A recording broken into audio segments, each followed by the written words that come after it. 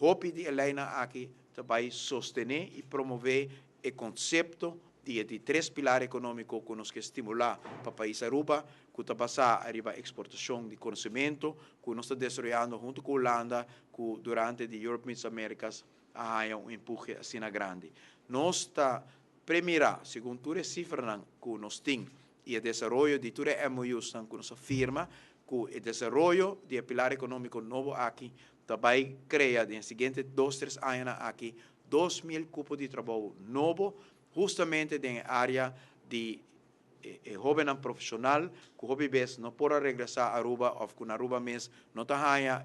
emprego, ou melhor emprego, que não deseja segundo na estudo, que ele aqui nós vamos conhecer empurre jovem grande para o pilar econômico novo, passar a conhecimento, passar a aporte que o nosso profissional não jovem por duna.